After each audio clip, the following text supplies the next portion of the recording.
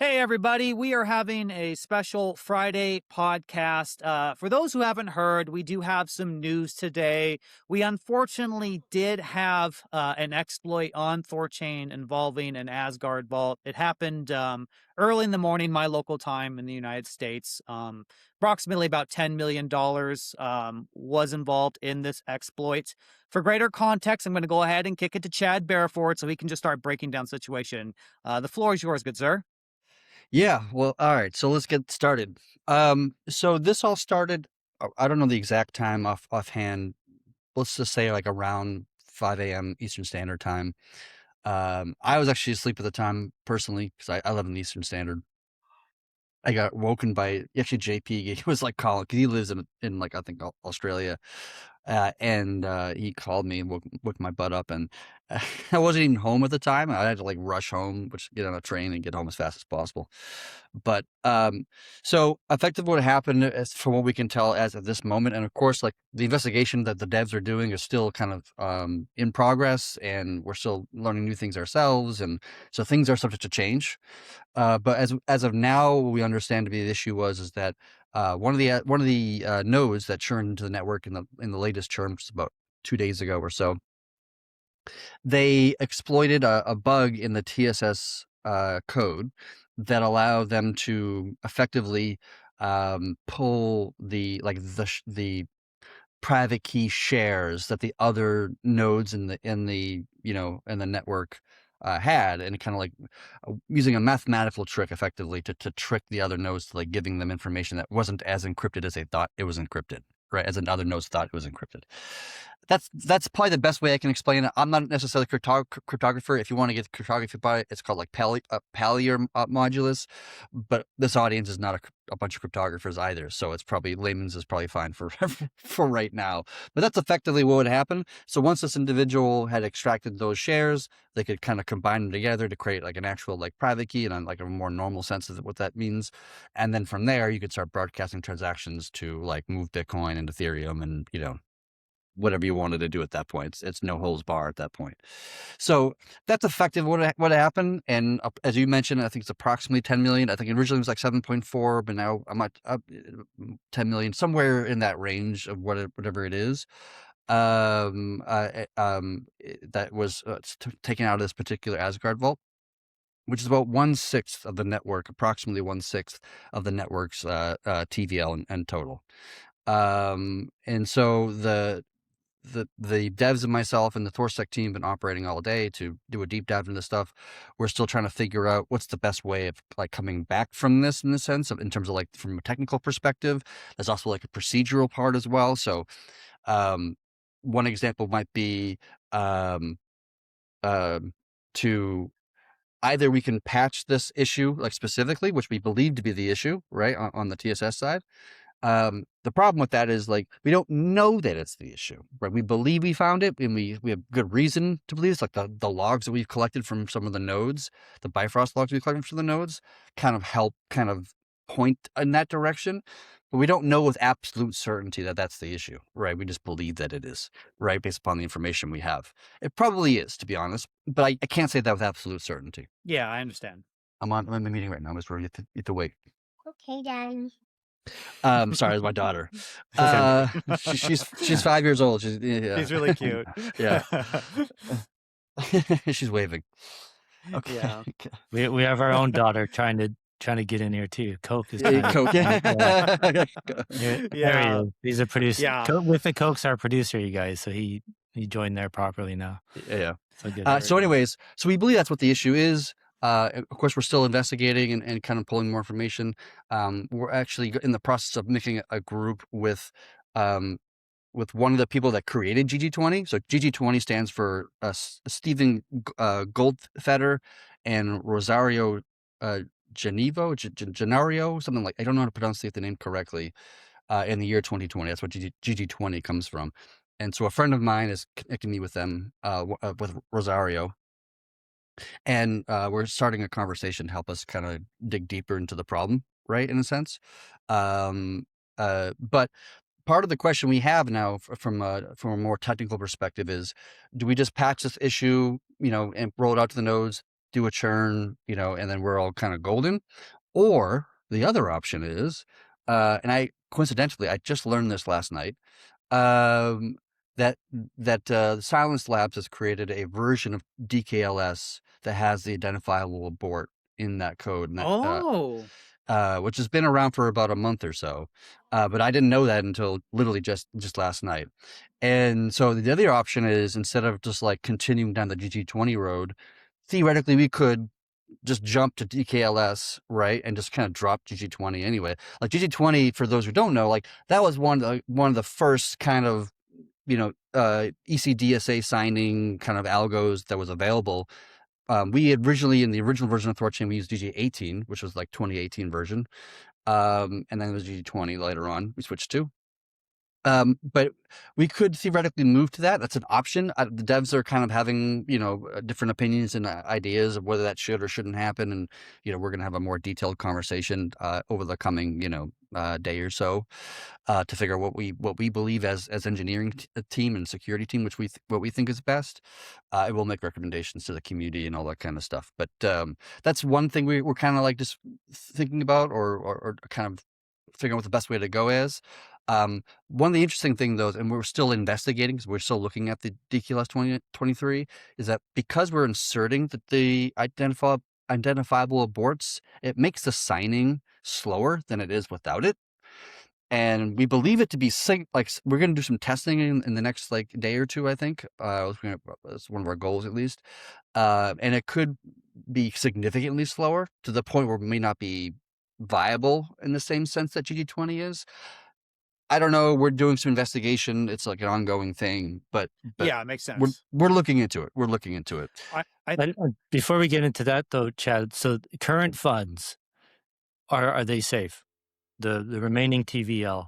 Yeah. So to the best of my knowledge, yes. Right. So I've gone through a process personally to look at other vaults and other node operators and bond providers and whatever, and looking for similar patterns of what this particular node operator / bond provider was doing, and I was not able to find any kind of commonalities between the other vaults. So it's, in my opinion, from what I've seen, from the data that I've seen at this moment, this is a lone single operator, single node attack. I don't believe that other vaults have been, exposed. Is it possible? Yes, it's possible. Like, I'm not going to rule it out without absolute certainty. Yeah. I think if that was the case, they probably would have been already exploited by this time. It wouldn't just keep on waiting. You know what I mean? But it still is theoretically possible. I just can't rule it out. But all the evidence that I've seen at this time doesn't indicate that's the case. Yeah, and I think it's fair. Real quick, sorry, Kenton. Fair guys. Obviously, this is a very new situation, and we are dealing with information that we have currently, right? So, if you're watching this live, or you happen to watch a recording of this podcast, please understand that data may change, our opinions may change, and information may change as well. So, go ahead, Kenton. Right. Sorry, I cut you off. I was going to say, so it appears it was one node who did this. So the other nodes in the same vault appear to be innocent. They weren't part of this. And that one node, my understanding, brand new node operator, brand new node, first time it's turned in the network, brand new Discord handle, everything about it. Now that you look at it is suspect, and all the other nodes in the network, I believe, have a long history. They've been operating for a long time. Discord handles for a long time. They don't have those same characteristics that this one malicious node has. Yeah. Okay. I mean, there were a couple other nodes that also had this was their first churn, this churn that would just happen, just like the attacker. But looking at the transactions of those nodes, of the bond providers and the nodes and so forth and so on, it doesn't look similar to what we've seen, to the other ones. At least, in my opinion, that's the case. The community is welcome to deep dive as well, and come up with their own opinions and show this or disagree with me. That's perfectly fine. I'm just saying from my own perspective. Yeah. But yeah, it seems to be this is a lone node at the current moment, and of course, as Danny just said, things are subject to change, opinions are subject to change as new information comes to light, so forth and so on. Yeah. So the funds that that are gone, Mhm. are those like majority like protocol owned? Are they like individual users funds? Like, do you have any idea like kind of the breakdown of them? Yeah, it's kind of a complicated question to answer because um, you can think of it this way. The pool has like, let's say the Bitcoin pool, for example. You got the Bitcoin pool, and then you also got like secured assets or trade assets, right? And those are like, collectively that equals the amount of Bitcoin in the vaults, right? Collectively, like they equal this, those three things and the vaults equal the same number. Like ideally, like that's how it typically is, more or less, right? But obviously the volts are now, lower by a significant degree. And so now there's like, a kind of a gap between those two places, right? And so the question becomes like, well, who gets who's get left holding the bag, right? And so, and that's a question that like I think the community is going to have to come together, and the nodes are probably going to have to vote to determine what that might be. Now, there's a few options. Like there's options like, for example, one option could be we can slash the nodes, right, of that particular vault and take their rune, and put it back into the pools, effectively buying back the Bitcoin and the other assets off of the market to raise it to be, about equal, whatever. That's like option A, if you want to call it that. There are pros and there are cons. I've seen like Boone, for example, arguing that this is the way that the project should move, making his stance is more or less that. Another option is we could do a store migration of the chain, in which case we reduce the number of like pool units, for example, of the POL, so that all of the money that is more or less lost, quote unquote, is attributed to the POL specifically. The POL is like LP position, and so the other LPs and the secured assets, blah blah blah blah, are like unaffected, right? So those are like just two ideas. I'm sure the community might come up with another one or two or whatever, and people are welcome to kind of think about it and voice their perspective of what they think is best for the protocol. And then we can come together and do like an ADR vote on that, and then decide which the direction is. And once we have that decision, the devs can follow along with that decision and write the code to change whatever the thing is we got to change to address it. What about swaps? Do you know if there are any swaps going on at that time, and were they affected?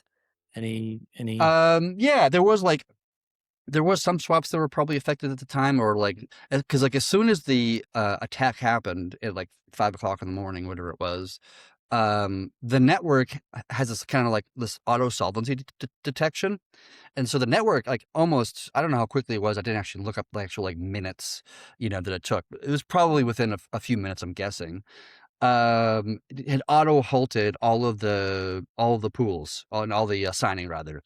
And then that notification in Discord most likely alerted other community members, in Discord, and then people started talking, and then that kind of, went out from that point. So the protocol itself, like, auto detected the incident and auto paused the situation. Now that wasn't particularly helpful in this particular case because the attacker has the private key itself. And it's not Bifrost that made a mistake, and it's not Thornode that made the mistake that has an exploit. Like it's a layer beneath that point. Do you know what I mean? It's like it's the private key itself. And so pausing it in this particular instance didn't really help us all that much, other than notifying the community that there's an insolvency problem. And I have to give a shout out to Node XUUU. He or she was the first one to halt trading, but I don't think the halt trading did anything either, did it? I think that's good to do because it That's doesn't. good to do. 100%. Yeah, Yeah, yeah, yeah. absolutely. Like it Yeah, doesn't make funds not be lost, yeah, right? But it does like tell the like aggregators and our interfaces like, hey, we got an issue here. Stop sending funds, and of course, sending funds to the the bad vault, so to speak, rather than the 5 good ones. Right. We don't want people doing that for obvious reasons, right? Because any money that goes into there is probably just going to get yanked, right? So, so that's going to be yeah. So it was good. So basically, but the damage was done before he was able to react, before he halted The trading. damage is done, but it also protected further damage from occurring, Yeah, or yeah, of course, of course. It at least definitely, yeah, minimizing it as much as yeah, possible. If we just left trading on for like another 3 hours, that would have been even worse than it yeah, was without it. yeah. And I think it's like that's really like a good attribute of this protocol. If I can just for a moment just kind of like appreciate something about us, is that like we have these built-in systems to automatically detect these kinds of situations for failures. Versus I remember there being an exploit in some bridge like 2-3 years ago, whatever it was, and nobody even knew it was stolen for a week. Like it was like $300 million was stolen. Like nobody was even aware of it for an entire week before anybody let us. Oh, hey, the wallet's empty, right? Like to me, that's a bit obviously a bit crazy, but also like having the ability that each individual node has to do a make pause, right? And a make pause just means that it pauses more or less the entire protocol for 1 hour. And each node can do that basically one time per churn, right? So you can't like just pause everything forever. Like that wouldn't be very decentralized if that was the case. But a single node can do a make pause, and then a single node can do another make pause. And now you're pausing for 2 hours in total. And then another node can do like a make resume, which takes off an hour, right? And so the nodes can vote to like increase the pause or decrease the pause depending upon what the situation is. And of course, in this situation, a bunch of nodes paused. I don't know how many. It was probably 18, I'm guessing, or 20 or whatever the number was, right? And so then you created like a 20-hour time frame of pausing the entire chain. That includes like signing, that includes just trading, that includes a bunch of different, even like RUNE transfers, like what would be at that moment, like because even that moment, like maybe RUNE is the problem here, and there's some sort of exploit in the Cosmos SDK that's allowing people to steal RUNE. And so like that's why that's in there, so that we have a very fast response to any kind of exploit or problem that's happening as fast as possible. Because we don't want to be in a situation, and I think a good example of this is like Terra Luna, where you have an issue and you have an ability to fix that issue to some degree. It just takes governance, but the governance takes 2 weeks in their case. And obviously, you don't want to be in a situation where there's like a live exploit. It takes 2 weeks to do anything about it. Like that would be, very slow response time, which is like, subpar, I would argue. But this is the entire reason why we created the whole make pause functionality, is that if there's something really wrong with the network, there's some sort of attack going, a single node in a matter of minutes to whoever the node was, whoever the operator was, in a matter of minutes of the entire thing, puts a halt on everything. And in other cases where it wasn't the private key being taken, we could have saved all of the funds from being lost. Like some malicious inbound transaction that's like fake Bitcoin that's not even real, but it's convinced the network that it is real Bitcoin, and now it's like swapping to Ethereum or like whatever with no real value coming into the protocol, and then a operator doing like a make pause, right, would be able to save the protocol from funds being lost before that happens, right? And so in other scenarios, not in this particular one, but other scenarios, a make pause can literally save the protocol from actual fund loss. So that's the action. Sorry, that is the mimir make pause. It's not. It's actually not a mimir. It's a command. Make pause is probably the wrong name for it. It's just what you type into the command line as a node operator. Okay. You just make pause is just the command you write. Okay. But it actually executes a bunch of transactions that are like kind of like mimirs, sort of, but they're a little bit different. So maybe this is a good time to reiterate to node operators that make pause anytime you see something weird and you're not sure. Just pause. We used to do You can always resume have a it. make pause ceremony. Just Right. do it.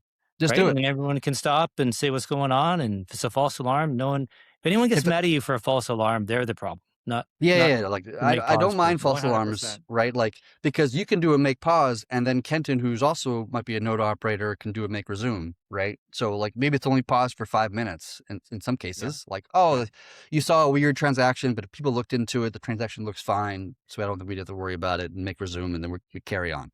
It's obviously good to be defensive by default, right? For obvious reasons. Yeah. I have a question here. So, there's a lot of people who are curious. I know we kind of talked about Chad, but for the people who are more laymen who don't understand. So, this particular bug was a pretty deep bug, a zero, P0 type situation that has pretty much been in THORChain since ChaosNet. Is that accurate to say? And it just took this Probably. long. Yeah. Yeah. And it because it's just GG20 itself. And Yeah, so yeah. it just took this long, like to your point, Chad, about a lot of these sophisticated AI models are running all the time trying to find these bugs, and they're getting increasingly good at it. And this is kind of the reason why you made Hugin, to kind of defend against this, but it just goes as a stark reminder, an unfortunate reminder that, we cannot be asleep at the wheel as much as Yeah, possible. sure. Yeah. Yeah, exactly. Yeah. Yeah. Was there trying to think, was there a bug report on this? Did somebody already bring this up or mention something similar to it? I'm not sure, to be honest. We're still looking into that. Like I said, Okay. this is an ongoing Yeah. investigation. There was a similar bug report in 23. There was a like a public CVE, yeah, CVE. I don't know if it's the same thing. I think it might be. It might not be. To be honest, I'm not quite sure quite yet. But we're still looking and investigating that. Okay. So I'm just are you skimming these comments, Denny? I'm trying to make Yeah, sure I'm we're skimming not ignoring you them. guys asking No, questions. We're just a um lot of people are asking questions just like, if you could dox the hacker, what are your legal options? That's a really open-ended question, guys. Like that. I mean, that depends on Well, jurisdiction. That depends on a lot of stuff. Go ahead, Chad, so if you want to. we are I have reached out to a analytics company called Outrider Analytics, and we'll be working with them to help track the funds and you know and take whatever identifiable information we have of this individual and passing that on to law enforcement to look into this and maybe possibly figuring out who it is and then pulling the funds back more or less, or not, like I don't know, but it's worth the kind of the treasury Yeah. will be spending some time and a little bit of capital to research this and hopefully find the culprit. Yeah, and someone, Koitsu is pointing out something here. THORChain, one of the nodes, Slam Bammer, pulls the fire alarm to see how fast nodes respond to emergency vaults. We've had great response times in the last 5 months. So, this is a good point. That we've been proactive in the sense of practicing for this. To Chad's point, unfortunately, this is a very deep bug that kind of goes a layer below our defense mechanisms. That's just one of those scary bugs, unfortunately. But Yeah. I think it is worth saying, that there is a huge amount of effort for the defensive posture of THORChain. Unfortunately, sometimes this happens, and dang, it's a bummer when it does. Yeah. But so okay, so we've kind of talked about what necessarily happened, and I know you've got some ideas, Chad. Just your first thoughts. Of course, this can change again, guys. This is nothing here is being set in stone. We are not THORChain, right? I was curious of maybe some things, ideas going forward. Kenton, did you have any ideas along those lines at all? I don't want to put you on the spot, but sorry, I'm just curious. ideas about what? Sorry, I'm reading the comments. A healthy way forward. You know what I mean? This is a situation. Yeah. Oh, let me answer that first, Well, and okay. Ken can Yeah, chime in by all means. when he's. So one of the ideas that I had, and I don't know if this is a good idea or a bad idea quite yet, but it was just kind of interesting, was that we could put a limit on a node operator's age of the wallet before you become an operator, right? So like you've had to have transactions in your wallet for, I don't know, let's just say 6 months, for example. I don't know if this is the actual number, but I'm just spitballing here. And so in order to be a node operator, you got to have a wallet that's at least 6 months old before you can become a node operator, right? So if you are an attacker in this scenario, like, oh, you found this bug, okay, we have this exploit, whatever that is, but you got to wait 6 months before you can actually execute that bug, right? And so then that gives the protocol a 6-month kind of, buffer, if you want to call it that, to potentially find the issue and patch it before that 6 months is even up. Just gives a little bit of like more of an opportunity or chance to solve that, to find the issue and patch it. Doesn't mean we would in those 6 months. Doesn't mean we would not either, but it just gives us a little bit more of like an opportunity, right? That's one idea that I was kicking around with. I would say there are some new nodes right now that they are part of the community members and they're trying. Maybe that'd be their grandfather clause, like up until this block, like every address Yeah, thereafter would have the 6 we months. can grandfather it for sure. Yeah. Okay. Yeah, Yeah. yeah, yeah. Kenton, did you have anything you want to say on that? No, I don't. Chad would definitely know better than me the best way forward. I just, but I think it might be good to just. We do have a question. I gotta find it. Whenever a new comment comes in, it resets my feed. So here it is. That's why I think maybe we should go over this again, Chad. I don't understand how a single node that just turned in 2 days ago can empty an entire multi-sig vault. So the whole, like one of the big security posture of THORChain is that the keys aren't with any single node. They're just split up between multiple nodes over one vault.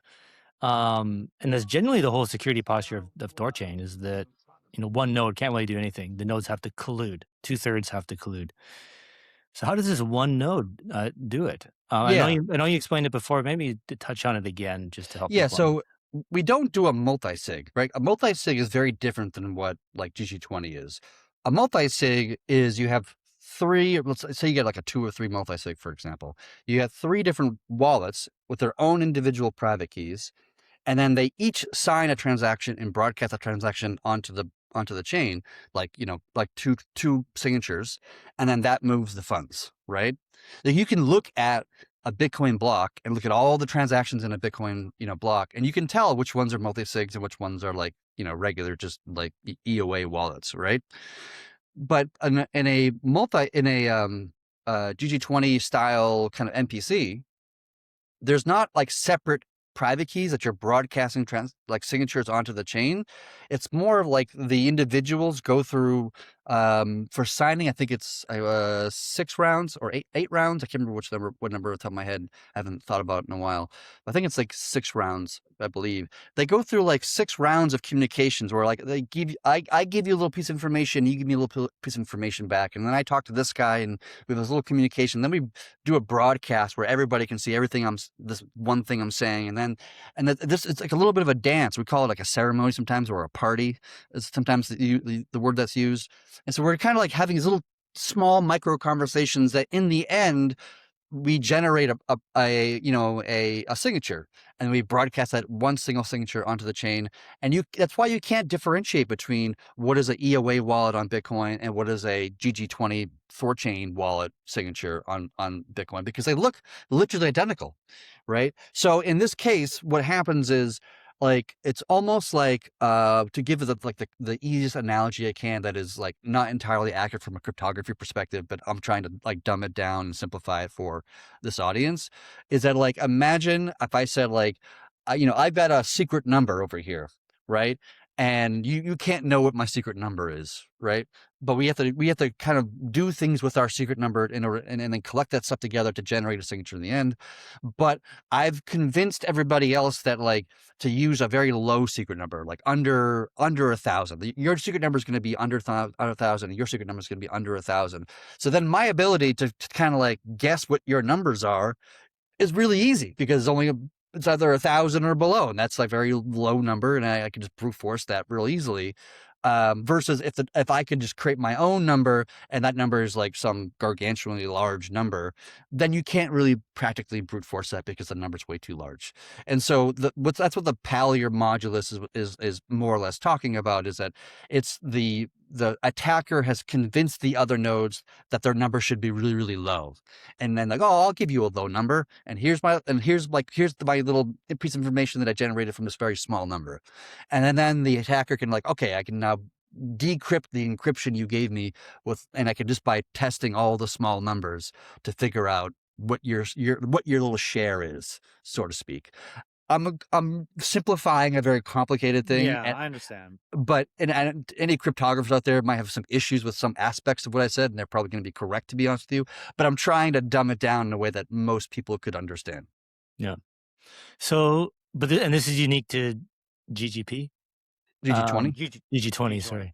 Yeah. If we move to DKLS, is it a much safer, are there less, is it much, yeah. Yes. So I would say it's universally accepted within the cryptography world that DKLS is a safer, faster cryptography than the GG18 or GG20. I would say it's very few. Like I've spoken to very good cryptographers. I've spoken to cryptographers that were around like before Bitcoin launched, like that level of like old school Bitcoiners, like pre 2009, part of the cryptography like community that launched Bitcoin.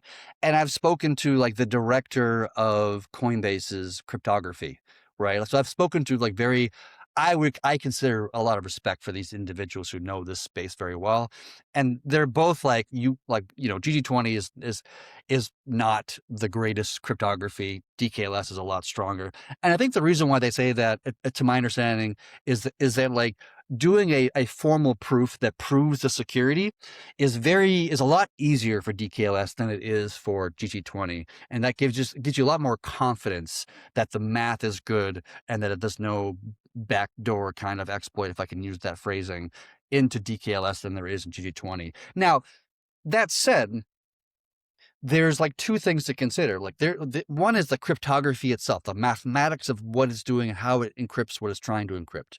That's like one layer. But then there's also the implementation layer of like how we execute that mathematics, right? And if that implementation layer is not implemented correctly, it got some sort of bug in it, or it's asking for low numbers. You know what I mean? Use my analogy earlier. Then like it doesn't really matter how good the math is here if the implementation has some sort of fundamental flaw in its implementation that creates some sort of like issue in it. So like if we move to DKLS, which I think we will move to DKLS at some point in time, whether it's like immediately or like later in the year or whatever. But if we do so, I think it's definitely a more secure position to take, and I think every cryptographer would probably agree with me that might be listening to this or in the community or whatever.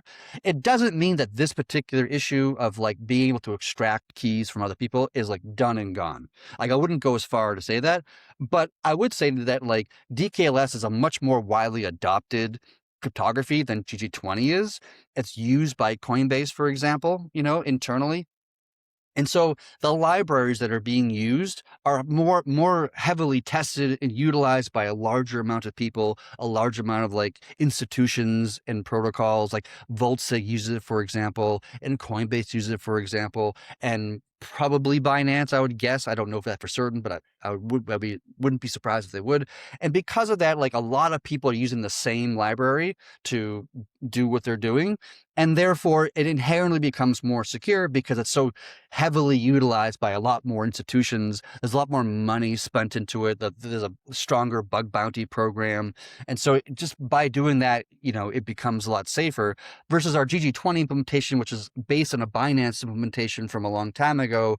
It's not utilized as much. Maybe it's not maintained as well from the Binance, developers. And so there's more statistical odds that there's some sort of, implementation bug of some kind.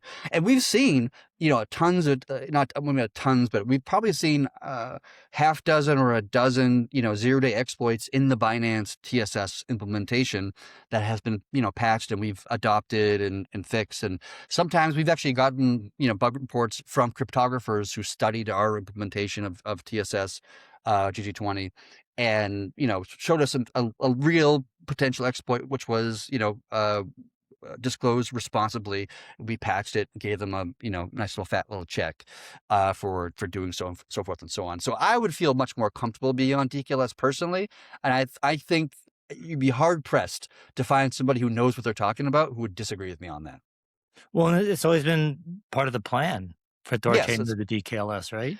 Yes. And the so only reason why it's not there now is because of the identifiable aborts kind of concept to it, which we talked on this podcast about, I don't know how long ago, it's maybe like 2-3 months ago, right? And we had Boone on the stage, and Boone was like, well, you can't move forward with it until you get that identifiable aborts feature in it. And that was his stance at that time. But like, that's always been the plan. It's just about balancing what is the priority based upon all the things you want to accomplish on the protocol. What is the highest priority? What is the lowest priority? And then trying to like knock things down the best we can. You mentioned moving to it now. Could that be a risk that, we're anxious, we want to do something and fix things, and we move to DKLS right away, and then now we're opening up a new attack vector? Is it better just to stay in GG20 and just fix it? We know it works. And well, that's a subjective question, and I'll answer it subjectively. In my opinion, that would definitely be the safer move from my perspective, is to go to do DKLS? To go to DKLS. And the reason why I say that is similar to what I said before of like, we have more confidence the DKLS library is probably more secure. We did insert this new thing called identifiable aborts, which maybe that additional feature that was just added like a month ago inserts a new bug that nobody knows about, and this has a 0 day itself. Like, that's possible, unlikely, but possible. Versus our GG20 implementation, we know there's a bug, right? And we found a significant bug in the library, myself and the rest of the team, and we have strong reason to believe that this is the bug that was used to do the exploit today. But like I said before, like, I don't know that for certain. I have a high confidence that it is, but I don't know that for certain. Of And course. so then the question becomes like, well, if we don't move to DKLS, like, if I'm wrong about that, right, then maybe we might have another vault kind of like, rugged or something like that. And I don't think I'm wrong about that, to be honest, but I can't say that with certainty that I'm not. And so I would feel it's the safer approach to go to DKLS. The negative of doing that is that that's a big change, and that's going to take it's a risky change in the sense of, like, you have all the funds in this thing, and then you have all the funds, and then you have to make sure all the funds get over, and that this thing can sign okay, and it hasn't had like any, we don't have like signing issues or something like this. And that's why when we like generate new keys, doing like a key generate new keys, before we start transferring over all like the funds, we do a key sign first before we do that. And we kind of sign like a hello world, just like a nonsense signature that doesn't actually mean anything, but just proves that we can generate a signature that actually, like, mathematically is verified that it works for that particular vault that we're about to send funds to. And that's also why when we do our churns, we don't churn everything all at once in a single transaction. We churn over the time span of 6 hours, in part that, like, maybe there's an issue and we start to churn and we find the issue and we do like a make pause or whatever. And yes, we've lost some funds, in the first bit of it, but we didn't lose all of the funds because we waited 6 hours to move all the funds, over a period of time. That's partially why that's designed the way it is, just to give us an opportunity, 6 hours to realize that there's an issue, hit the make pause, and then, recover what we can and carry on, Yeah. Yeah. If we move, so if we did move to DKLS, how long would that take? That's If a you good question. prioritized it? I don't have a straight direct answer for you. There has to be, like, probably the next thing is to do some validation or performance testing, because part of the idea of DKLS for us was to move to a single vault, right? Because a single vault in some ways is more secure, because to do a Sybil attack, you would need, like, right now you need like 12 out of the 18 or 12 out of the 20 or 13, whatever the number is. But in a single vault, you would need like 67 out of the 100 or something like that. And obviously that's a much more secure position to take. But the caveat is, right, it's because we had multiple vaults, Asgard vaults in this situation, we only lost one of the Asgard vaults versus them all being in a single vault, and then we would have lost all of the funds for the entire protocol if that was the case. So there's like a give and there's a take here, right? To be clear about that. I think I'm still in favor for the monovault personally, although I'm subject to change on that opinion. But at least in this current moment, that's how my current feeling is. But I could be convinced otherwise, and to be honest, that's something that we could also do a vote on with a community and decide what they want. I would say in this case, the dev team should probably decide this, because they're the ones that study and understand these things, which is very technical and complex, and it's not very easy for the nodes to understand or the implications of whatever direction they're voting. In a sense, it's kind of like when the Brits voted for Brexit, like, civilians had no idea what the hell Brexit even was, let alone the implications of what it meant to exit, right? And it ended up being a complete disaster. So, like, this is a more of a technical kind of question. So I would lean on not just me, of course, but the THORChain and other kind of people who are involved to kind of make the right call there. Of course, the community can voice their opinions, and I'm sure people like Boone would, and we would obviously listen and take that into account. And if nodes really want to, they could stop us, of course, if they really didn't want, like, agree with what the team wanted to do. In the end, every change has to go through the nodes, like all changes do. But we'll see. We'll see. I don't know how long it would take, to be honest with you. It's too early to even say. But if you forced to twist my arm, I don't know, maybe 2 weeks or something like that, Okay, I so would guess. the question of weeks instead of months, then, is it should be weeks instead of months. Yes, it wouldn't be. Um, I don't think it would be months. I think it would be but weeks. But okay, we just have to be very confident that it's going to move correctly. Like yeah, obviously, you don't want to like have some bug and you churn, and then all of a sudden, all the votes that you churn to are like you can't even sign anything. yeah, Oops! Now we lost everything. That would yeah. be obviously not good, right? So that's actually part of the reason why, like in earlier conversations, like I was talking to the Maya team. We talked about the Maya team adopting DKLS first, but for us, just because they have a lot less, funds at risk, and they have, like they're kind of good to be kind of a canary in some ways and to be more careful and if there is a problem, then we can help in restoring the lost liquidity possibly or whatever, you know. But so we'll have to keep churns will have to be halted until you guys decide the best way forward. Like we'll have to Yes. fix the signing somehow. Whether we Yes. stick with GG20 or DKLS, churns are halted until then.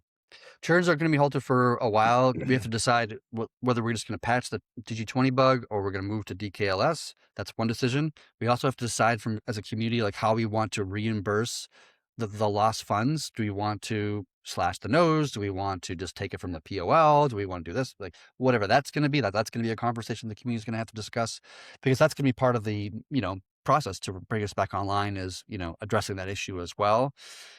So it's gonna take a while. Churn's gonna stay paused until we have something the fix and the plan, and then we have it coded, merged, deployed, released, adopted by the nodes, and then we can turn on churn again. Churn, kick this particular node, malicious node out. Maybe do a ban. We've actually never used the ban feature in THORChain, so maybe we might have to use it now to ban this particular node. Like that's another thing we have to discuss within the team if that's even really needed or not, and the implications of what that means if that we did do that. So it is going to be it's going to take us a few days or a week maybe just to kind of figure out what the best way forward is. And of course, because we're not churning, we can't move forward with Zcash or Monero. We can still Yeah. test Monero, keep it on chainnet, and continue that process. We just won't be able to get it on mainnet until this whole situation is done.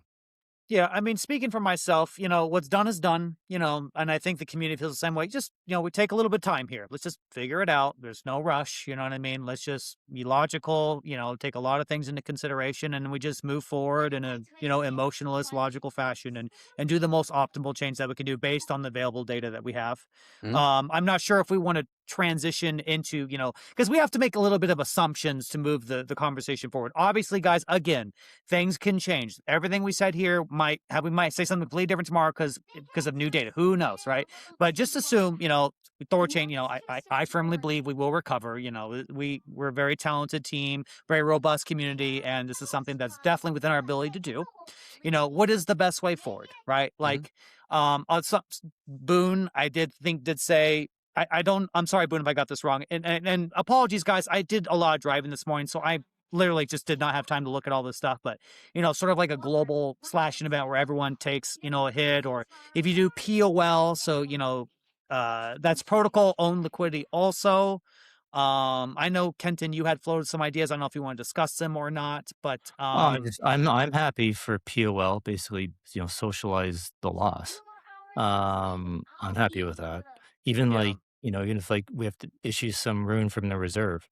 That was originally the reason I didn't want to burn the rune is we should keep it Yeah, as yeah. keep it as insurance fund for this reason. Yeah, yeah. Yeah. That's another option. Like we talked about two options before, but a third option is just minting a bunch of rune and Yeah. putting into the pools that were Yeah.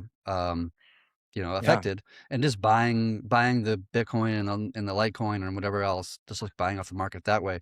Of course, that means diluting the Rune token, right? So every Rune holder would get a slight amount of inflation for that purpose. But that's an option. Like again, this is something the nodes are going to have to vote of like what they think is the best option for the protocol. Yeah, I don't think that's that crazy. I mean, when we actually do the math, the inflation might only be a few percent. So it might not even be 5% type thing. Yeah, Um, I think what is the market cap of Rune right now? At probably like 300 million, 400 million, something like this. I'm guessing. I actually don't know. So Well, it'd be we have 52 cents, 0.52 times Oh, so 350, 182 million. yeah, 92. So So that 10 by 182, that's 5.5%. Yeah. Okay. But I mean, maybe I'm sorry, guys. It's okay. Maybe depending how you do the accounting with the POL, move things around. Maybe we don't have to issue all of that rune. Maybe only a portion of it type deal. I don't know. Yeah, that's Um, another option, right? yeah. But this is why, like, you guys will have to take time to just Yeah. sit down, go through it, figure out what is actually missing, and who owns, who's it owed to, and then you guys can figure it out, and we can Yeah. come up with a more proper plan. Yeah. But I think it seems like the general consensus is to not like single out anybody to be holding the bag, to try and as much as we can for the protocol to bear the brunt of this, as opposed to any individual user. Yeah. Um, I think like my current thinking, this is my personal 2 cents in this current moment, is that we'll just change the POLs pool units, right? Just reduce the pool units for the POL, which effectively just redistributes the value a bit. Maybe that's the way to do it. I'm not quite sure. But like again, I haven't spent that much time thinking about it because I've just yeah, been like in the in the war, so to speak, today. But my first initial thought, like or at least the first kind of knee jerk reaction, is just have the POL lose it. And then over time, with the like we have this new thing, it hasn't even rolled out yet, but the system income from the to the POL kind of thing we've been talking about for a little while, like that will just, over time would just reimburse the POL anyway, right? And build the pools back up and blah, blah, blah. And actually just redistribute the value from the pools that didn't need that much more liquidity, like maybe the Bitcoin pool might be an example of that. And then, put it into the Sol pool, right? Which by the way, the Sol tokens are still there, by the way, because Sol is an EDDSA, and this attack only works on ECDSA. So it's only there's only some of the chains could be attacked with this particular thing. We only have one chain right now that's EDDSA, which is the Solana one, and then there's more coming, I'm sure. Like I think Cardano might be one, for example. I think, but we still have the Solana tokens are safe, at least to my knowledge. and that's something too. We could, I've been pushing people to go to 20% for POL. We go to 40%. We could ratchet it up. People have been talking about, nodes should pay the price type deal. Well, maybe the way nodes pay is to forego yield and push as much as we can into POL to help rebuild it. Maybe we get Yeah. rid of the burn. We just stop the 5% burn for now, put that into POL, except that's what we need. Um, Yeah, it's an option. I'm trying to forgive me, guys. I think the last year's revenue is 18 million. So if we did say 40% going to POL, that's 7.2 million in a year. So basically in 1 year we could refill Yeah, get it all back. get it all back Yeah, at the yeah. current at the last 12 months volume. Yeah. Of course. Yes. And that'd be at It's 40% POL. it's interesting. Like obviously, like losing funds is like the worst case scenario for any protocol, right? Like that's like the number one thing you don't want to do is like lose funds. Like there's nothing worse than that, in my opinion. And I think everybody would more or less agree with me on that. It's not really Yeah. controversial. But what's kind of interesting is that like relative to other hacks, like this is a very small hack. It's like it was 10 million versus 200 or 300 million, right? Which we've seen in recent days with KelpDAO and others. And the solution for refunding this 10 million is not. There's like a whole different slew of options that we could do. That none of them are really that, like if we had the POL just pay for it, like I wouldn't be, that wouldn't upset me much, right? Or maybe even as you were saying before, just minting some room, for example, wouldn't be that big of a deal. It would just be like a 5% inflation. It's like not that huge. And so it's like, it's kind of funny for me because I don't know if it's because I've just been through a lot in this protocol and been through a lot in my personal life. I've just gotten like thicker skin, I guess. But like, it's like this issue is like something that like it's obviously horrible, and we're gonna work. But at the same time, it's kind of like a bump in the road because like we've just been through so much, and like there's like no question whether or not we can get through this or whatever or not, because it's like this would be like over and done with. In a short period of time.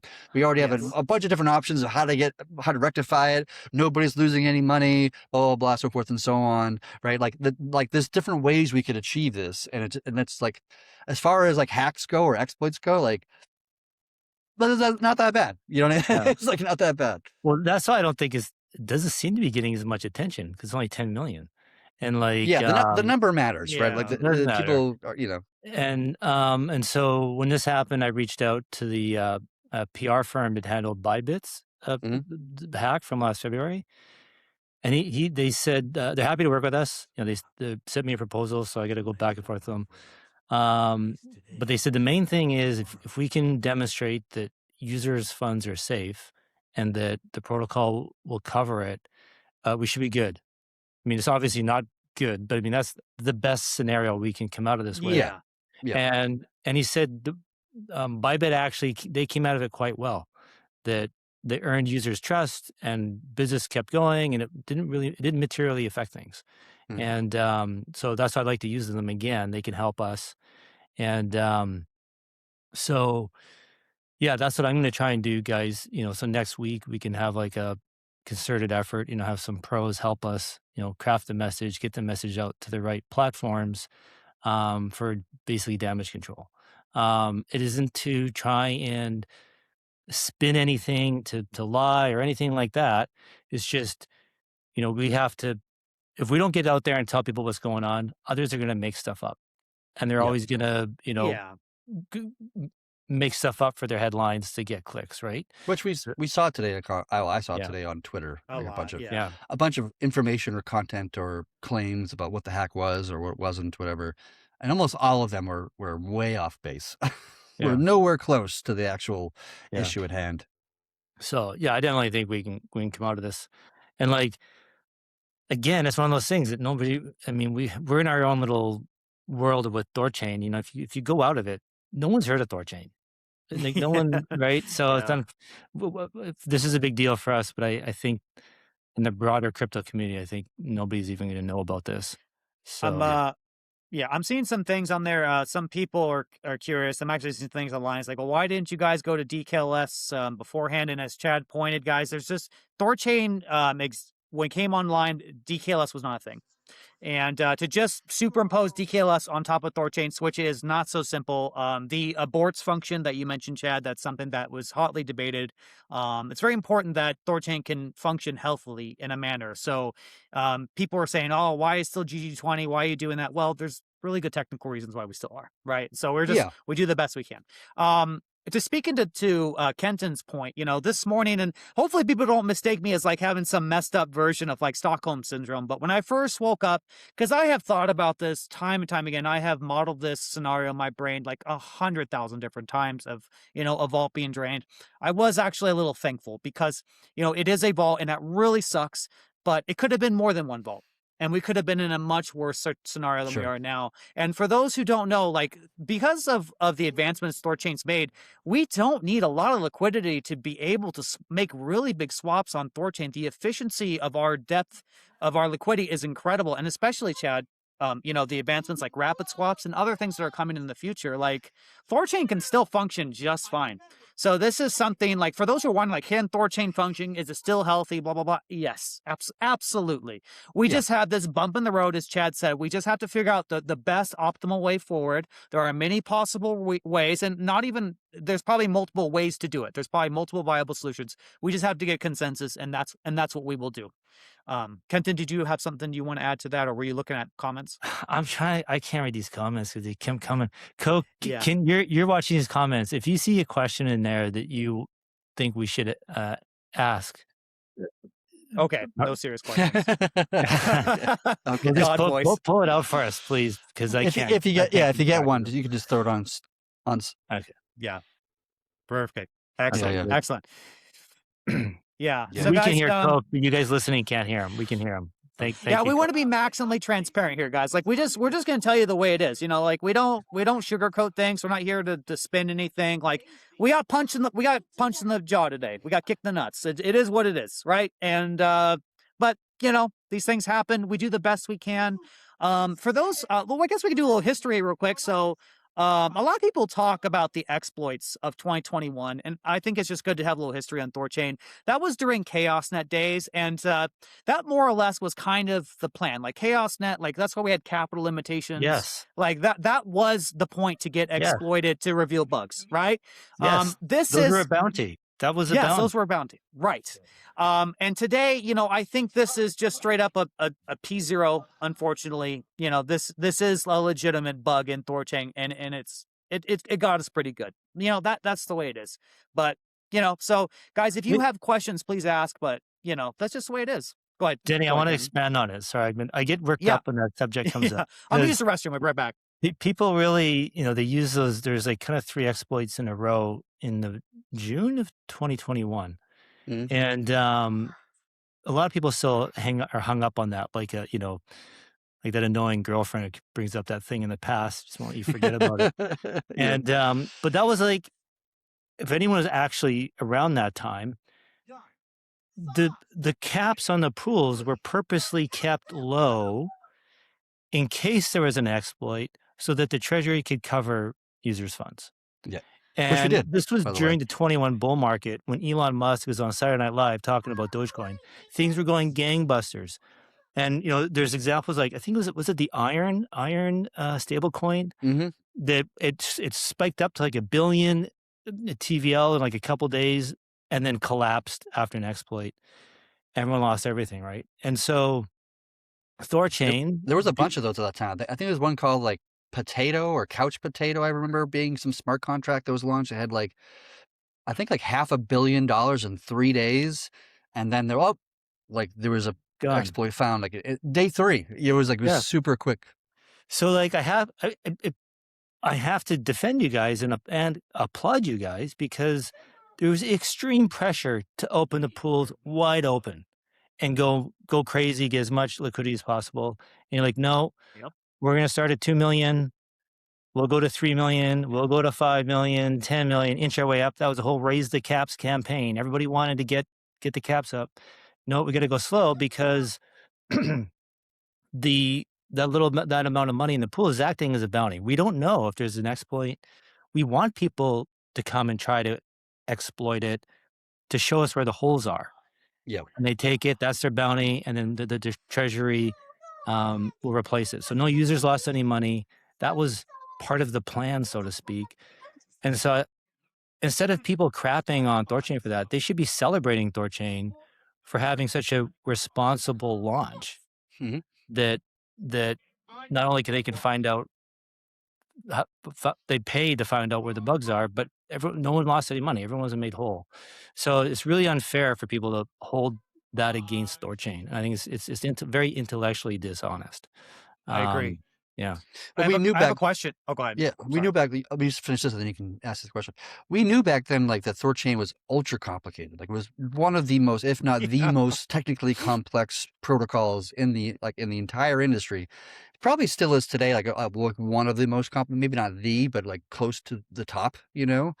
And because it's so complicated, it has so many moving parts, and there was like, just tons of complexity at every angle, from the signing, from the state chain to the managing gas to like just everywhere, right? And so we knew it was complicated. We knew there was lots of opportunity, a lot of surface area for there to be issues, which was one of the motivating factors of why we got to be very slow in the rollout here and just kind of raise the caps over time. And as we get more confidence, raise the caps to some. So when we did get exploited, there was not that much money relative to the rest of the industry seeing $500 million or whatever the number was at the time. And so the Treasury was able to kind of cover it. It wasn't easy for the Treasury to achieve that. Of course, it was still like a lot of money at the end of the day, like 15 million or so, I think it was total. But still, like everybody got their money back. Like we've done that on every time we've had a problem in THORChain's history. We've always, figured out a way to reimburse everybody who was affected. And that's true then, it's true now, and it's true in the future.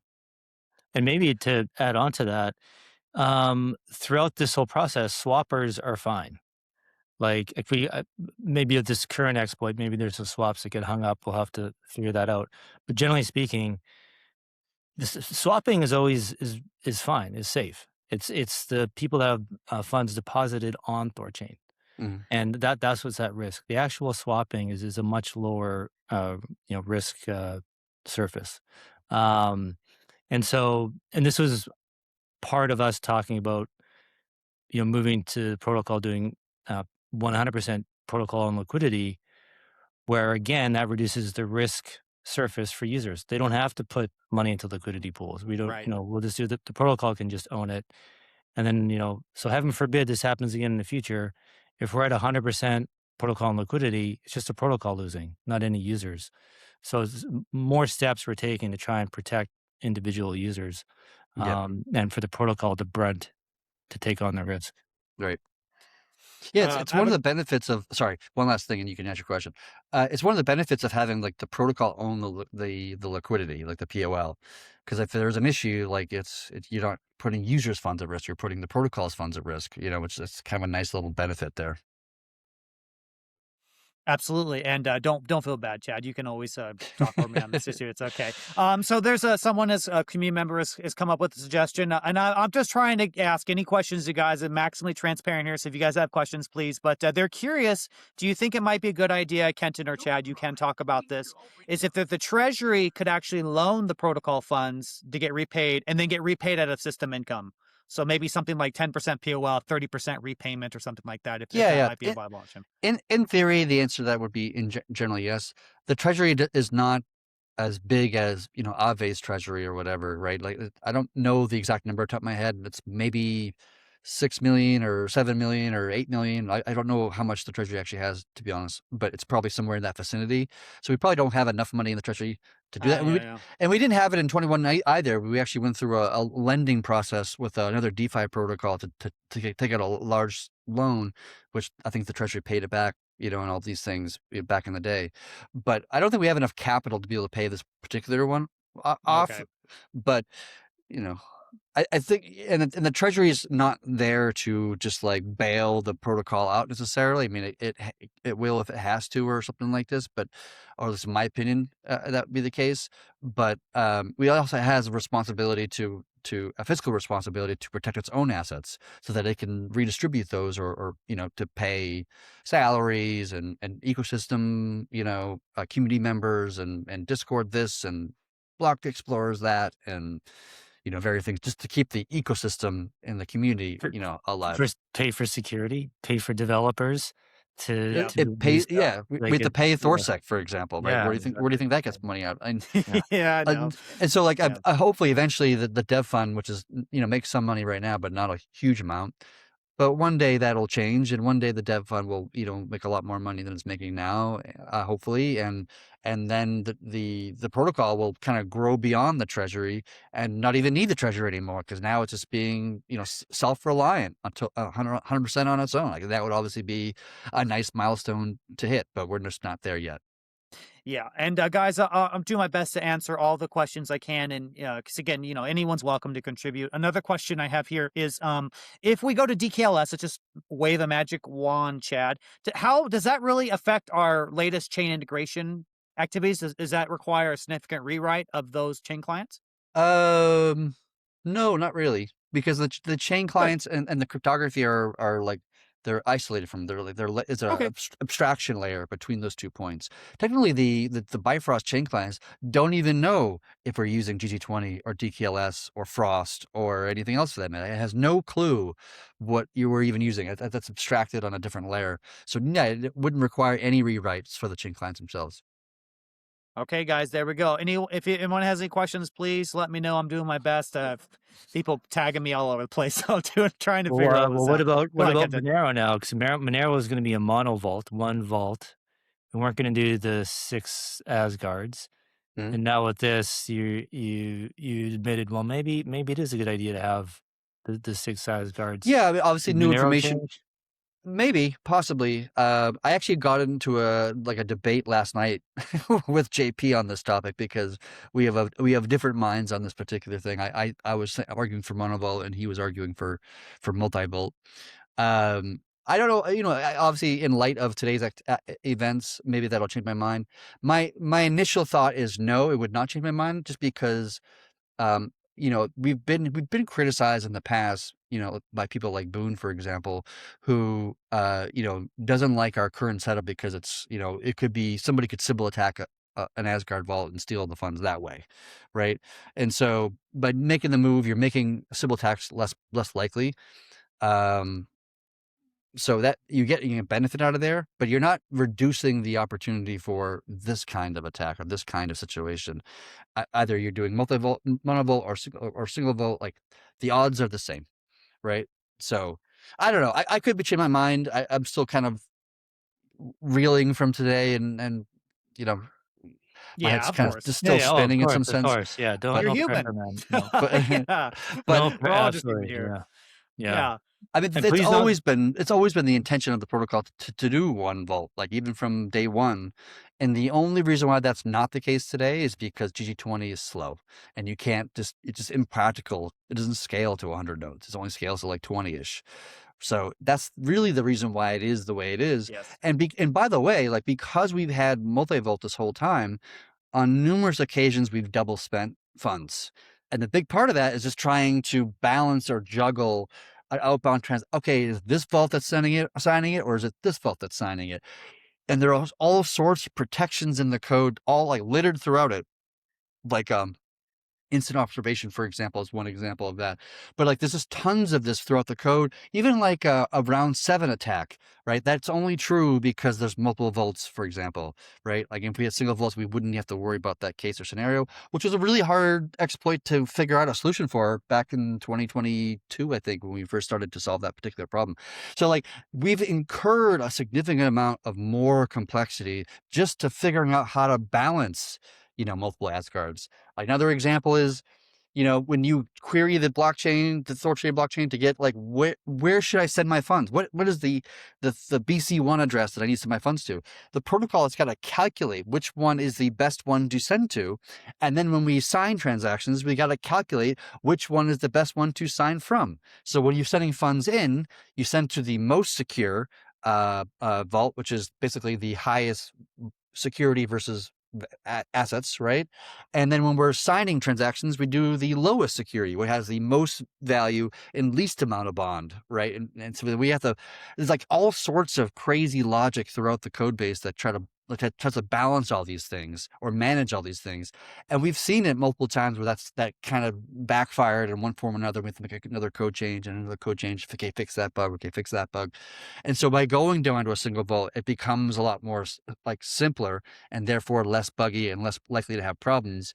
And by the way, like everybody else has single vaults, right? For example, right? Like Chainflip, for example, has single vaults because they don't use GG20. They use predominantly Frost, I believe, right? And their implementation, so they can do a single vault for however number of vault validators they have on their particular chain. And that's the way they've operated their entire lives, and they haven't had to deal with the double spend risks that we've been having to deal with over the last 6 years or whatever the number is. Yeah. Right now my instinct says I don't know, because this is obviously my opinion subject to change, but I think probably transition DKLS is the way forward. Because if we were to say GG20, then it's just going to be a FUD event online, like, oh, they still are using the same cryptography despite the problem. You know what I mean? So I mean, I'm going to totally just follow whatever recommendation you boys got on the developer side, of course. I'm not a cryptographer at all or a developer, guys, so take for my word, but just instinctively, intuitively, that feels like the correct way forward, as based on information that I have at this time. So Yeah, it me we'll too. see. Like, and we're going to be evaluating DKLS like within the technical staff to take a deeper dive. And now that identifiable ports is in it, which I didn't even know until literally last night, we can start taking a deeper look at it, because now it's much more viable to get it integrated. But now we have to do some benchmarking, some testing, some validation. And to be honest, I don't really know how long that would take, or how much energy it would take, or how many developers it would take, or how much time it would take. So we have to evaluate all those things internally and figure out the answer to those questions. Gotcha. Okay. I guess just a slight little deviation here. Obviously, this bug that affects THORChain, my protocol could have been affected as well. So, did my protocol also stop trading and everything as well? I don't know. I haven't followed anything Good on there, question. I but don't know if they're stopped trading or not. Like they would, they have the same theoretical risk. I would believe so. I would assume that I would assume so too. they've paused. They did pause. Yeah. Okay. Okay. I'm getting here and they did pause. Okay. Okay. Good. Okay. Coke just Um, chimed in and told us they paused. Audience can't hear Coke. I know. Basically, yeah. Um, Okay, guys, please, if you have any questions at all, we don't have a time limit here or nothing like this. We just want to come out and just communicate, right? Exactly what's going on. Again, no fluff, no nonsense, just direct communication. So I'm trying to answer everyone's communication. But I do want to give a shout out because, THORChain is a very hardened protocol. Chad made this point before. I'm actually very proud of how people took it on the chin, right? I think a lot of people who are deep in the weeds of THORChain know that this is, although it is a painful $10 million, this is one Asgard vault, right? One Asgard vault. And it's not like it's not the whole pie, right? So Yeah. people have been very measured, been a lot of people trying to be helpful. And I appreciate it, guys. You've been doing Yeah, really good on comms. I think. And yeah. Sorry, Patriot. Sorry, Denny.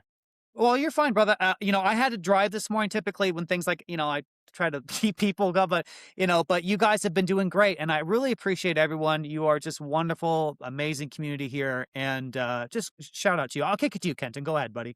No, just echo your comment. Well, I woke up this morning and just there's 1,000 messages and all these, and I'm going through Discord, and everyone seemed quite constructive.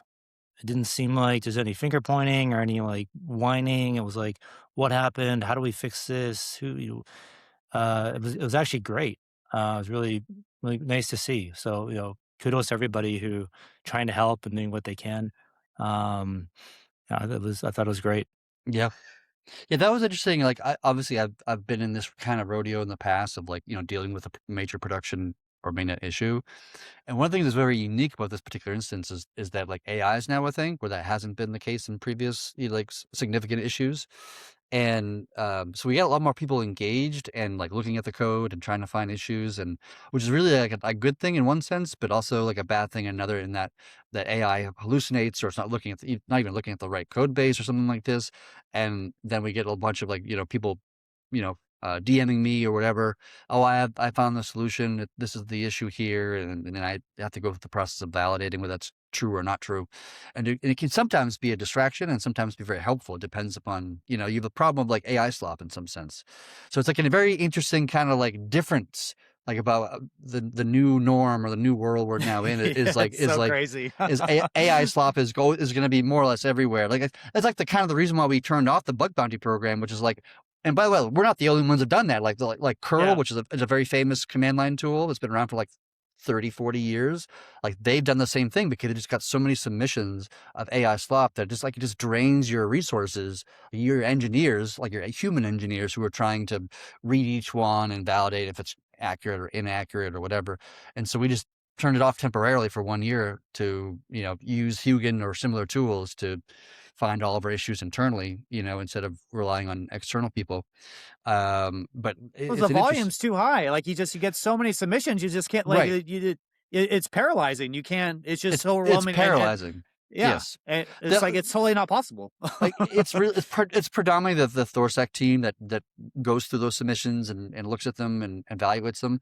And it just got to a place where like really starting like January this year predominantly, it just got to a place where like the other things I wanted THORSec to do to like DKLS was one thing I was pushing THORSec to do back in like January or whatever, but they were so busy with all the AI slop kind of submissions that they just couldn't get around to it. And like improving our invariant system, which is another like kind of security layer to improve our security in that context or that methodology. And so it just became such a drain on those resources. I couldn't actually get benefits in other places of security because the AI slop was kind of like just sucking all the air out of the room, unfortunately. Maybe in the future that'll change. We'll use AI to review the AI submissions, and that will, to help us filter down or whatever. But maybe one day we'll go back to kind of back to normal in that sense. But for right now, it's just too much until we have better solutions. Yeah, it makes sense. And Hugin has done a pretty darn good job of finding lots of little things, and there has been some critical bugs that has been found as well on the Hugin side. So definitely we're doing our best we can with AI, but Yeah.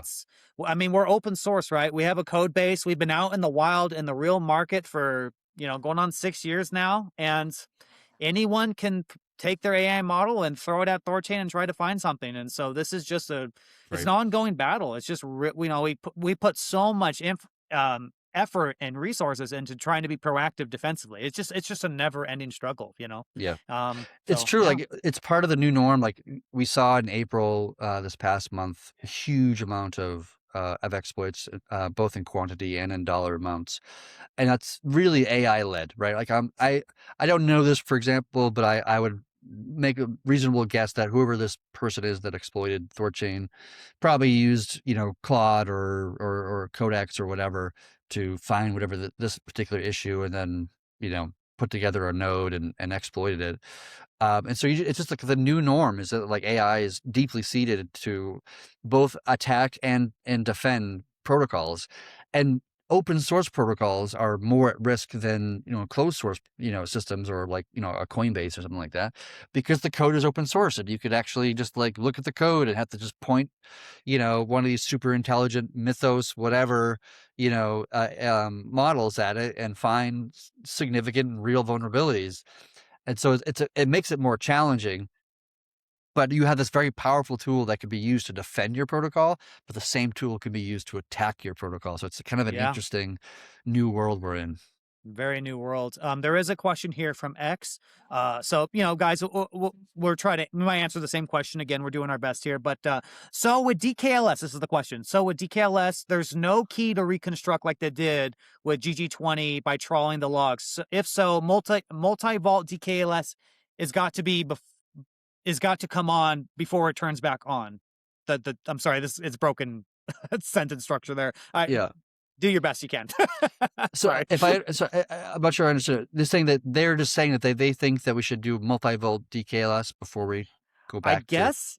Yeah. the If thing. so, multi-volt DKLS has got to be before we turn THORChain back on. I guess. I think like what will decide that, at least from my perspective, whether we do DKLS or not, is once we do the evaluation of like how much effort, time, and energy it's going to take, and what are the the risks of switching, of having a major issue and not being able to sign transactions, for example. I think that's going to go into the calculus, and I don't have all the information at this time to be able to make a reasonable, a guess. If it's very easy and quick and not that big of a deal to switch from G20 to DKLS, then we'll probably just go ahead and do that. But if it ends up being extremely expensive and costly and takes like, months or something like this, then maybe not in that case. In the end, like I said, all changes have to go through the nodes, right? So it's really not my choice in the end. The nodes can choose on their own. I know, some nodes, they appreciate my perspective or my 2 cents, and that helps inform and educate them and which direction to go. But in the end, they make the choice, right? But we as developers need to go through the investigation or research phase of it to figure out what that looks like and how much energy it takes, and what the sharp edges are, where the bumps to be concerned about, and which we're still evaluating. Gotcha. I'm happy for node operators to stay anonymous, but I think this highlights something that I've brought up numerous times over the past year, that nodes can be anonymous to THORChain, but the operators should not be anonymous to the bond providers. The Mhm. bond providers are like, so this is a great example. Like imagine you're a BP with this malicious node. You just gave him RUNE to churn in and carry out his attack. Mhm. You made it possible for him to do it, right?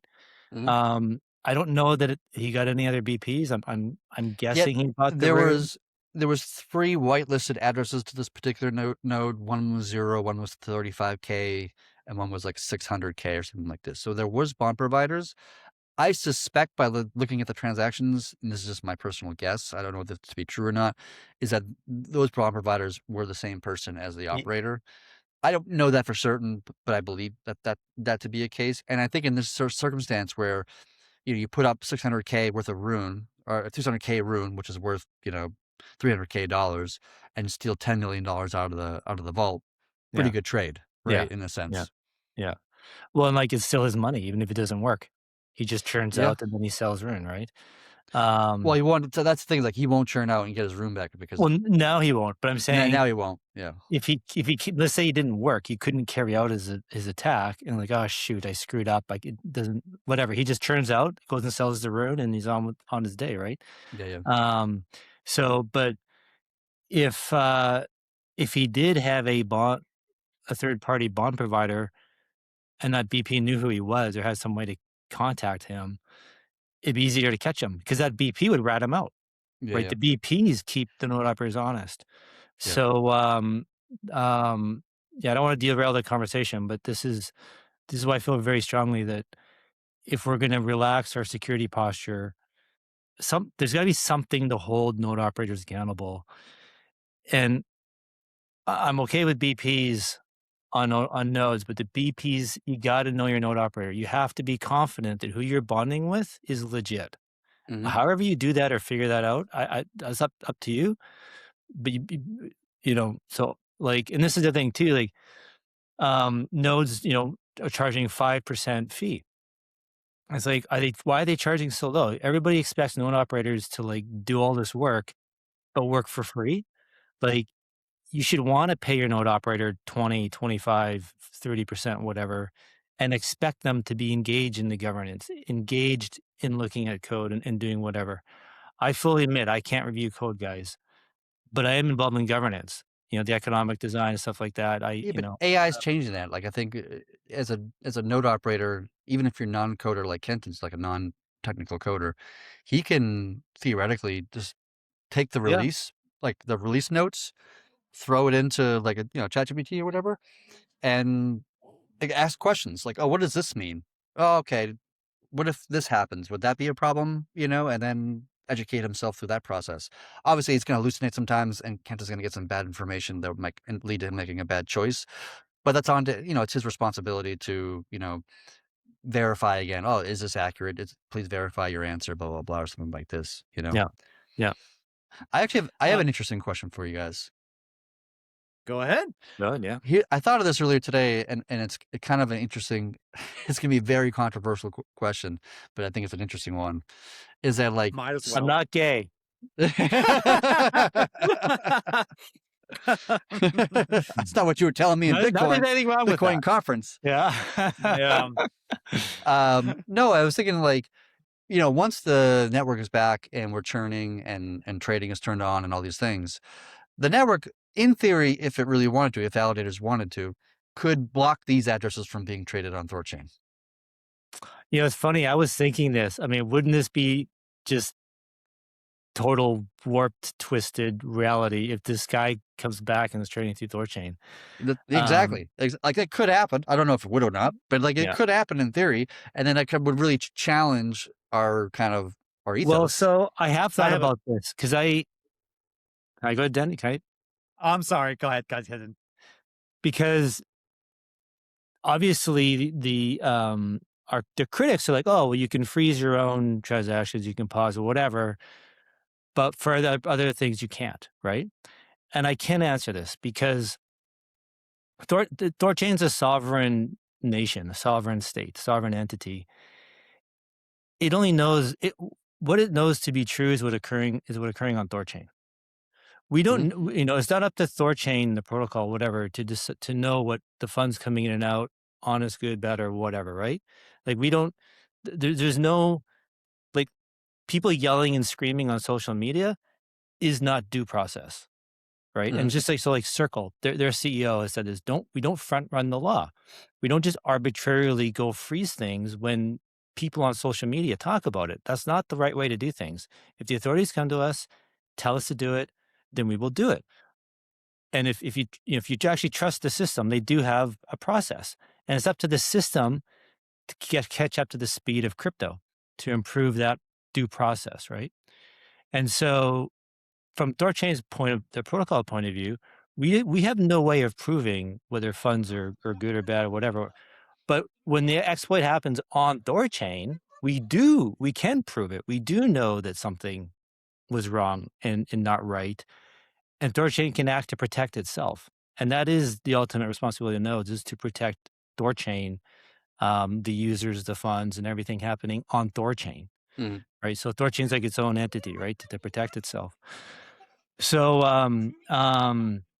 that's how I think we rationalize that the morality of what we're doing here is, we know with certainty that this was wrong on THORChain, and we can try to fix it.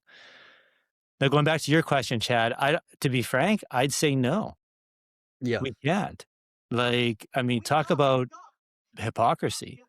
Um, so, and to be honest, that might actually be a good. Now I'm being a spin doctor. Maybe this would be a good pitch. Like, permissionless, our own hacked funds are going back and forth to our protocol, and we're not stopping it. Like, Yeah, yeah. this isn't how it's designed. Like, so When what's not clear to me is like when if the FBI or the DOJ comes to me and say, "Hey, Chad, we don't like this address. This is a North Korean address." At that point, I'm like, I don't know that. Like you're telling me that that's the case, but I have no idea. Like you're not telling me how you know that because they can't because it's the DOJ or whatever. But like that, I would have more problem with in a sense. But I think like I can see the argument that THORChain, all thing THORChain knows about or even gives a rat's shit about is itself. Is protecting itself, its own asset, its own liquidity, and its own success of acquiring the most amount of swaps and fees and blah, blah. That's the entire world. It has no idea about any other blockchain outside of itself in that particular context, right? Obviously it knows about Ethereum because it does swaps or whatever. But like it doesn't really care about Ethereum or doesn't care about any of these things in a matter of speaking, right? And so you can make that kind of argument that it's there to protect itself. And so like when we do something like a make pause, for example, the protocol is protecting itself in that particular instance. But we wouldn't do a make pause for like, oh, there's some hack funds flowing through because that would, that would be a protocol wide pause just for one particular swap or something like this, right? You can make that a kind of argument, and I kind of understand the worldview. But I think my own personal stance is that we stay true to our ethos of being censorship resistant, permissionless, so forth and so on. And even if this attacker does swap the Bitcoin through to some other ass, whatever, so be it, right? Yeah. That's my opinion as well. THORChain is neutral. You know what I mean? And this sucks. I hate this so much. But at the end of the day, you can think of this as just a really horrible bug bounty for us that we had to pay. It was an exploit in the code that was found by a third party. They took the funds. THORChain is just neutral, permissionless infrastructure. There was a lot. I'm glad we're having this conversation. There's a lot of confusion online of like, why THORChain pauses sometimes. People just don't understand. Like for this case, to your point, you said earlier, Chad, in the very beginning, it's a solvency checker. It's an automated system. There's something wrong with the protocol. Yeah, It's yeah, protecting itself, which is completely different situation than just, funds from certain addresses going back and forth. yeah, A reminder to the audience, less than 2% of the funds that go through THORChain is illicit. Last I checked, yeah. right? So it's very small amount. The fiat currency is way worse than that, way, way worse than that. So, like for example, earlier, the Litecoin reorg, right? The double spend, that was also, I believe, a solvency checker as well. This is the network protecting itself. THORChain is just neutralist, permissionless infrastructure. It is a highway. Do criminals use highway? Yes, they do. Of course, we hate that. But the highway is necessary for the function of society. THORChain literally is the beginning ethos of the industry itself. Satoshi's white paper. That was a Freudian slip. That was going to be clipped. I can't wait for that to be clipped on the internet. But it's from the white paper, Can't believe right? it just happened. I don't know. Yeah, that's hilarious. I think I've done that before, actually. Unfortunate. Don't admit that. Yeah, no, it is what it is. But it's like that's the initial ethos, right? So like arguing against THORChain, like I don't understand why you're here. Like what are you trying to solve? We're trying to make infrastructure Yeah. that is really neutral and fair, Yeah. and where no third party can take control of it, and we can end up in the situation where we're $40 trillion of debt in the United States, and many other countries are in similar problems as well. Like that's the whole point. By the way, like that whole like auto system to auto pause or auto halt, like that's been around for a long time. Actually, it came out of the 21 exploits and originally. And that's when solvency checker was even added, was after those things occurred. And there's been times where it actually has like saved funds because take for example Terra, when Terra was like on its collapse, the the Terra blockchain itself was like barely functioning. Like it was like because everybody was trying to exit, right? And so the blocks were being so full and just like so slow, and it was just like you would broadcast a transaction, but it wouldn't actually get onto the block, for a long period of time, like unusually long. And the protocol detected that the Terra blockchain was like kind of sputtering and not really functioning correctly. And we accidentally had like double spent by accident because the chain was doing all this weird kind of motions or whatever. And so so while the Terra collapse was happening over the course of like a day or two, it automatically paused the Terra chain. And so while the price was diving for Luna and UST, the LPs kept because the chain was halted, you couldn't trade in the pool, right? And so you all of a sudden the arbs couldn't arb the pool and then and extract the value from the LPs. The LPs held on to their value, and at the end of the day, the LPs got much more money back at the end of the day than they would have gotten if that didn't auto pause. Right. Yeah. Absolutely. Um. Gosh dang you guys, I'm looking here. Does anyone have any questions? Let's see here. I think we've pretty much covered as much as we can given the information that we know. Yeah. Yeah. Like I Yeah, said, we we're could maximally transparent, you know what I mean? Like we do everything we possibly can just to get no fluff, no nonsense, just put it out there. This is what happened. This is our current thoughts. What you say? maybe we should talk about like next steps. So Chad, do you and the guys, the team, do you have kind of a go forward plan? Like, are you doing anything this weekend? Are you gonna like just take a break and come back at it on Monday?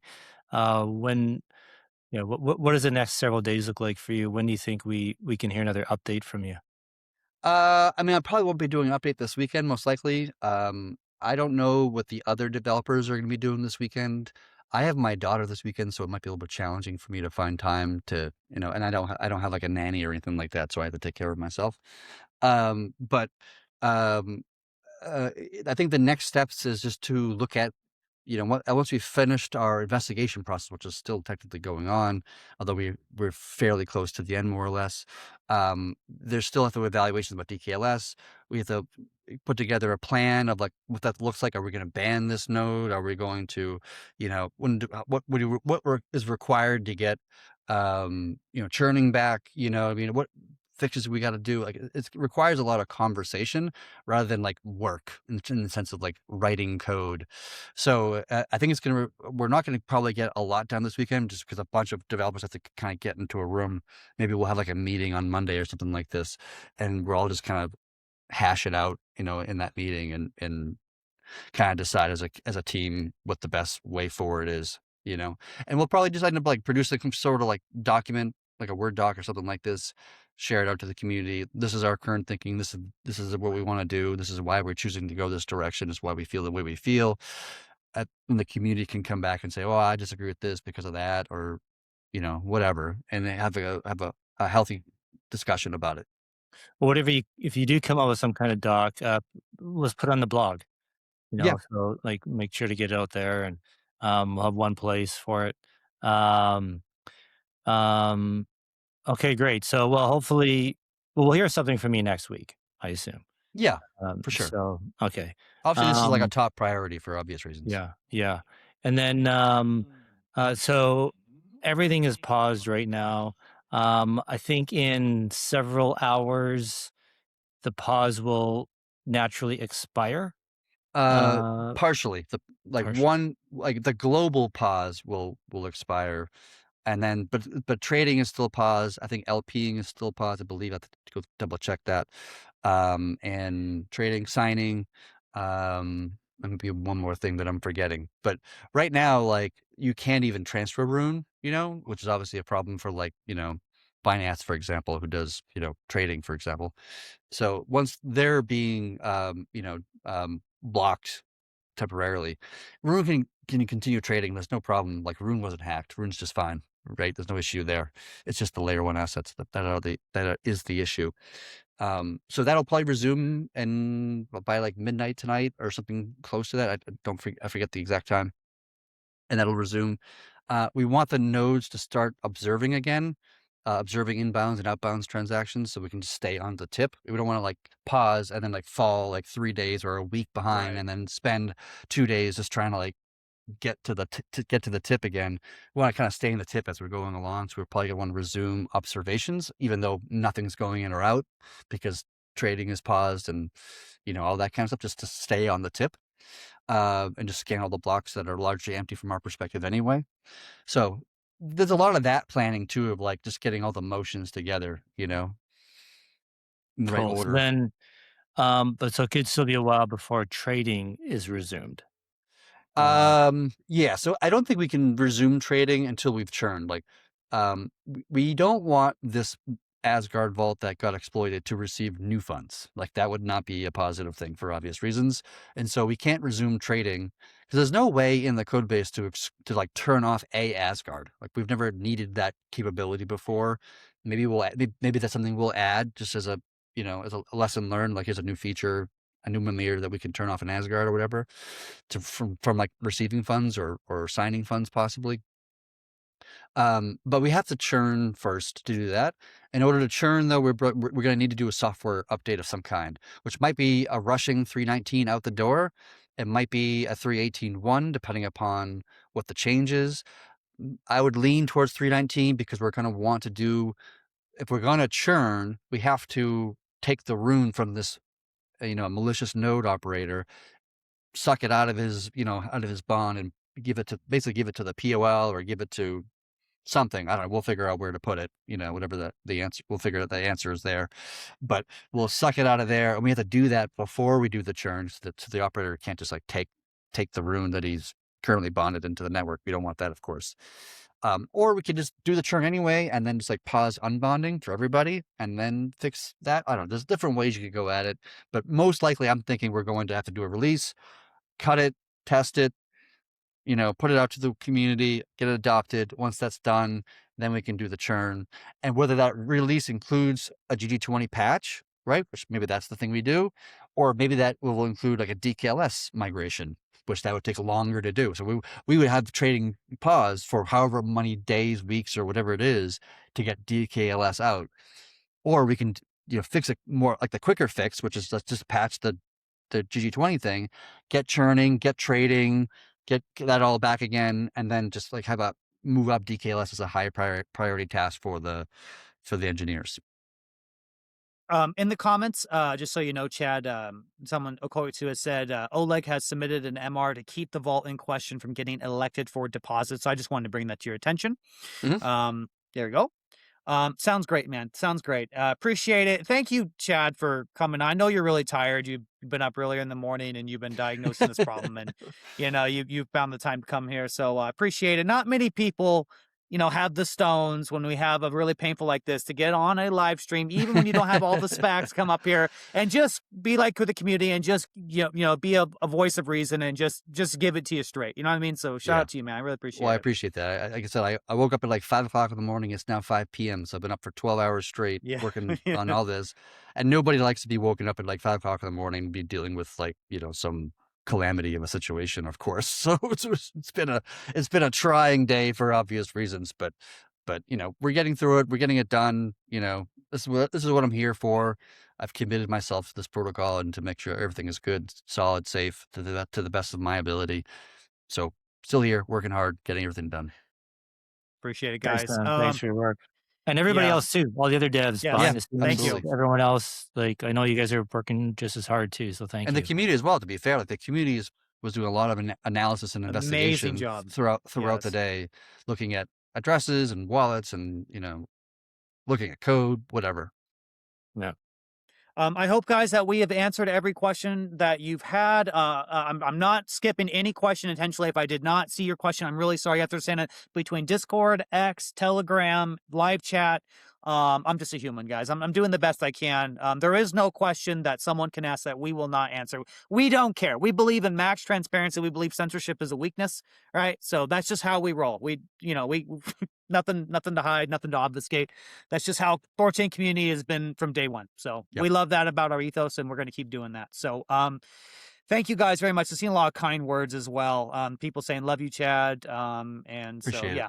Thanks, guys. I really appreciate it. Well, boys, do you think we should maybe wrap it here? It's been about an hour and 40 minutes. I'm Yeah. not thinking, I don't want to just go for go. I know you're with your No, daughter. You no. know what I Yeah, mean? get going. We'll get going. Let Chad go Yeah. spend some time with his Let daughter. Chad go. Yeah. She's been starving, and I tied her up with a ball and Yeah, of chain. course. Yes, absolutely. Yeah. You know what I mean? Well, She's got food and water, by the way. I'm not. Yeah.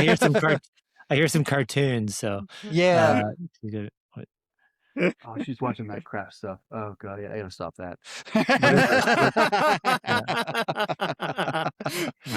Those Whatever. crappy We'll, YouTube uh, videos. We'll have to do this again next week. Whenever you find some more out and you have a bit more of a meaty update for people, Yeah. we'll do another live stream, even if it's just for 30 minutes. Yeah. Just something to put some voice behind the text. Yep.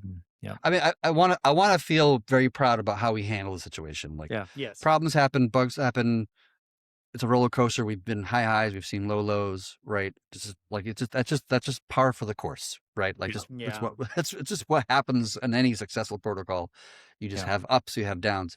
What's really important, and what you have choice about, is how you handle the fallouts and whatever. So I want to make sure that we come out the other side of this thing, and the community being very proud about how we handle this, both as a team and as a community and as like node operators and whatnot, that we handled it well. We got together, we calmly made rational decisions based upon information and data, and we came out stronger on the other side because of it. And I'm sure we're going to make some code changes to improve our security in one form or another in light of the situation. There's always silver linings to these painful moments, and that's what THORChain does. We do our best to be proactive, and sometimes, think we're not proactive enough, but we always respond in a very positive way to stress. Like we are one of the most, if not the most, battle-hardened community. I know I'm a little biased, but I'm the ring from Lord of the Rings. I was born from the fires of Mordor. All right, guys. It's like that guy. You've seen that guy? He's at the video. He's standing over the fire, and the fire on his balls. He's getting punching himself in the balls. I have not seen that, but I would like to see it. That's what it feels like. It's yeah. Awesome. Well, we'll go ahead and wrap it here, guys. Just a reminder, tomorrow in the morning, I will not be there. I have my civic duty I have to do, but we're going to be having a podcast with Furo. Things are going to go on as normal, guys. Nothing really changes for us. We still have a job, and we're still going to be producing content and doing all the stuff. So it is what it is. We adapt and overcome. That's how we roll. That's how we roll. Thank you, everybody, for your questions. I hope we did a good job. If you have questions later, please post them. I'll collect them throughout the week. I'm sure Thursday will be meaty. Next week, I'm just assuming. We'll see. Maybe, I don't want to put things out there, but I will aggregate questions that I cannot answer, and I will make sure we're maximally transparent. Go ahead, Captain. I would say we should maybe just kind of loosely aim for Tuesday afternoon to maybe do an update if we can. I'll try to make that. You might have to do that by yourself. Have something that day. I will try to make it 100%, but yes. Okay. Well, again, depending on Chad and then Devs, everybody, when you guys actually have more to talk about. So. Yeah, Denny's got his gay date on Thursday. So rumors. Yeah. No, it's the clan. The clan meeting. That's the clan. Oh yeah, I know. That's, it's my turn to set the cross on fire tonight, guys. I'm really excited to go. You know what I mean? No. That's okay. Look, guys. I make fun of myself all day. It's okay. I'm just a human. That's what I am. Slur my words all the time. Whatever. Who cares? All right, guys. Thank you so much. Really, again, good community. You're great. We're going to do this again, guys. I hope everyone has a great rest of your day, and we'll talk to you guys later. All right? All right, guys. See you guys later. Take care. Bye-bye. All right.